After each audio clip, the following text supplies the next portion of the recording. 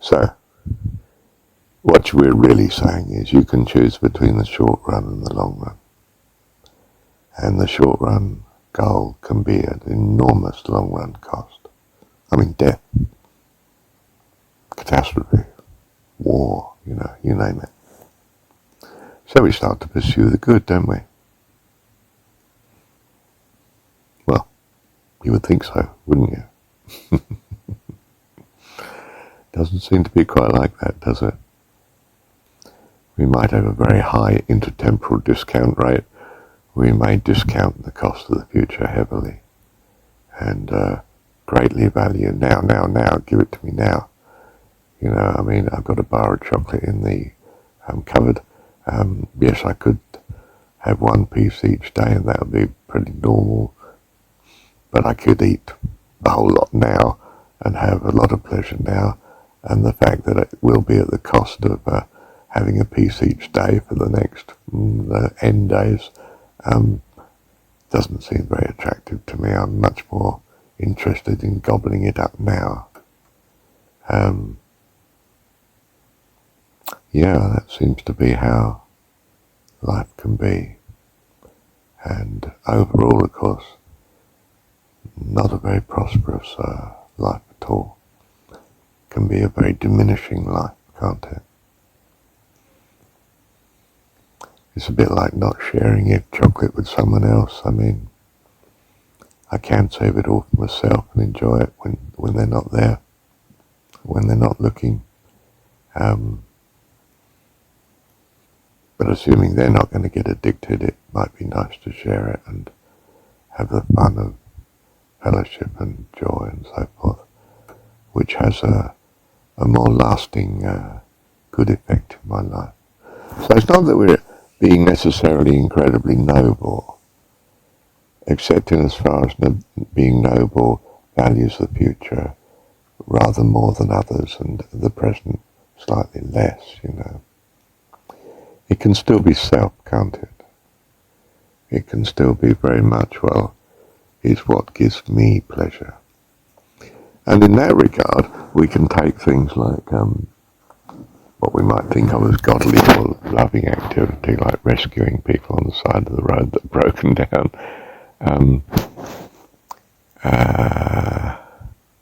We might say, well, I don't get the buzz any longer. I just help people, and I forget who I helped. Whereas a person who helps someone on the side of the road once a year remembers when they did it and feels, well, that was a good activity. I'm glad I did that.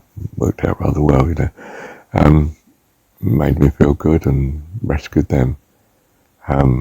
Should one therefore avoid turning this rescuing people on the side of the road into a habit, because if it becomes a habit, it won't give me a buzz anymore.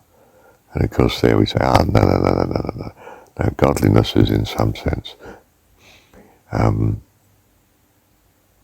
valuing the help that you give to someone else, not valuing the buzz it gives me, although the fact that I'm valuing it is something that I appreciate. But now and again I help someone where I know it's going to be a cost. I'm going to end up, I don't know, giving them some money for fuel and not actually getting them reimbursed or covered for my loss of time or dislocation of routine. There will be a cost. But I might still do it because I'm thinking the gain to them is so large compared to the, relatively minor cost to me, although clearly I couldn't be doing this 3 times a day. I'd be bankrupt, whatever it is. I'd run out of time. I wouldn't do the essential things, looking after the kids and all the rest of it. So we move into an area where it's hard to say, where's the boundary? How much do I help others? Do I open my home to every homeless person and result in the collapse of my family and poverty and the house being ransacked and disease and all the rest of it. I mean, is this a good idea?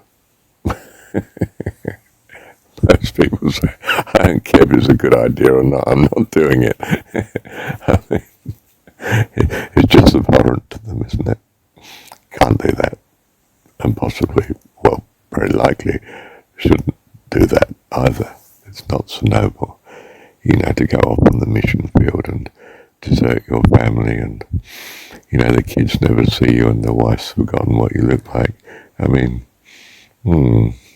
not quite what you committed to, was it, when you put them first in your life, apart from God? Well, you didn't, you put God first, so you're off on the mission field. Not everyone's idea of nobility.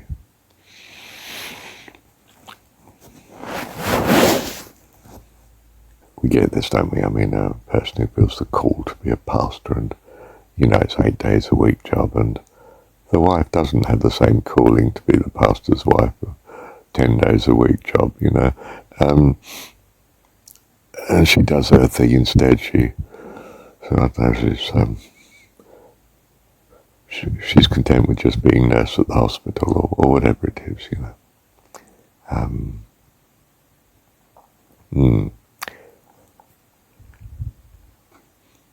They settle for this sort of situation, and no one's really sure who's right and who's wrong, or whether it's satisfactory or not.